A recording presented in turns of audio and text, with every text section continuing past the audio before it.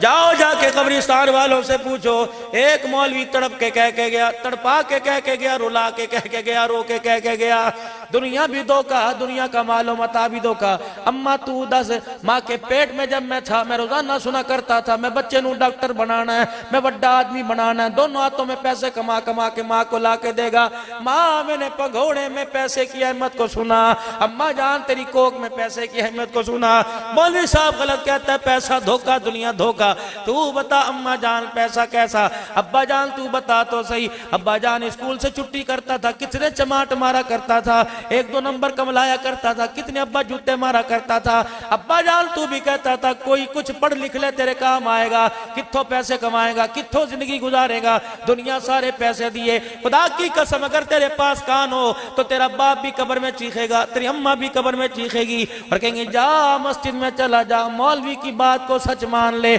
हम भी ये समझे थे कि माल काम आएगा, हम भी ये समझे थे पैसा काम आएगा, इस पैसे के लिए हमने देश छोड़ दिया, इस पैसे के लिए हमने मुल्क छोड़ दिया, इस पैसे के लिए रिश्तेदारियां कुर्बान कर दी, इस पैसे के लिए बहनों को छोड़ दिया, इस पैसे के लिए भाइयों को अदालत के कटहरे में ले आए, इस पैसे के लिए बहनों को अदालत के अंदर घसीटा। खुदा पाक की कसम मुझे एक बहन का फोन आया, रोक के कहने लगी भाई बता खुदकुशी हलाल है कि हराम है? मैंने कहा बीबी रात 1 बजे कैसे सवाल कर रही है? कहा खुदा की कसम इससे बेहतर है हराम काम कर लेना चाहिए। मैंने कहा हुआ क्या? कहा आज भाई ने अदालत में बुलाया और कुरान हाथ में पकड़ के कहा मैं कसम उठा के कहता हूं ये मेरी बहन ही नहीं है।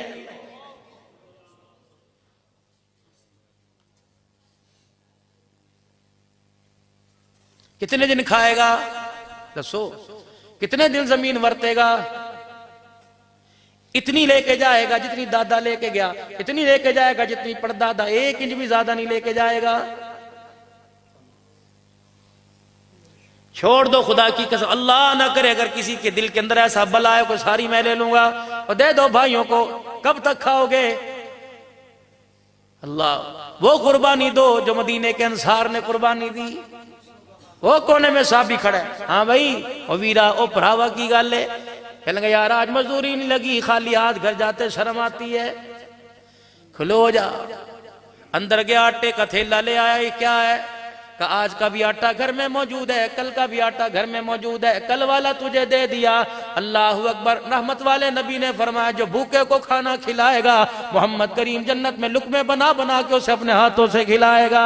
मैं भूखा रहना बर्दाश्त कर दूंगा, अगर भूख की वजह से हुजूर के हाथ में लुकमा मिल जाए दुनिया भी अच्छी हो जाएगी, आखिरत के अंदर भी काम बन जाएगा। अम्मा जान तू बता, अब्बू जान तू बता। आवाज आई कि कब्र में से, हाँ मौलवी सच कह के चला गया, हम भी समझे थे। बचा बचा के रखा, लाकर में रखा, तजोरियों में ला के रखा, तकियों में सी के रखा, घर में गड़े खोद के ऊपर मट्टी की लपाई करके रखा। हमें क्या पता था मरने से पहले बेवफाई कर जाएगा। इतना बड़ा धोखेबाज है। फरिश्तों ने आके जब आंखें खोल के दिखाई और पूछा मन रब्बू का, मैंने दाएं देखा औलाद नजर न आई, बाएं देखा पैसा नजर न आया। मैंने कहा हाय मैं मर जावा, क्या काम आया?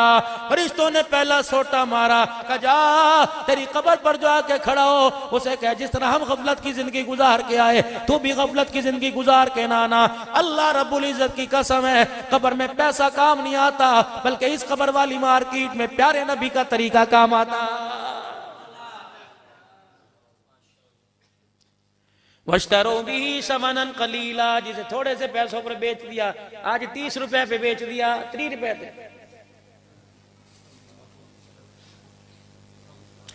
20 रुपए पे 1 किलो गंदम पर सेपी नाई को बेच दी।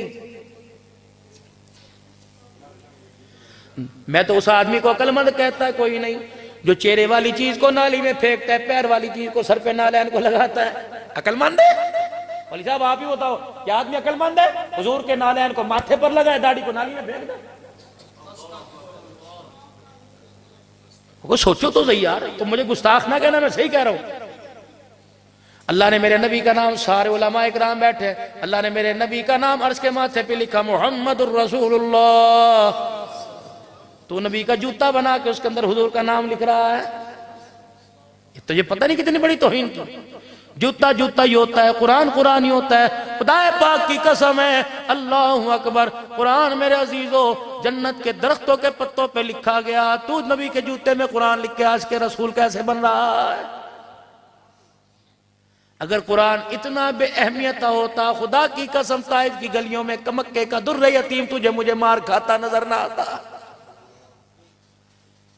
अल्लाह दे वास्ते हाथ जोड़ के जाना, उस सिख की तरह कहते तो बाजी तेरे पैरी पहनना, अगर तुम पैर पड़वाओ, अगर फिर मान जाओ तुम्हारे पैर पड़ के चला जाऊं, छोड़ दो खुदा के वास्ते, छोड़ दो, छोड़ दो मेरे अजीजों, छोड़ दो अपने आप की, मैं अपने आप का बड़ा बनना।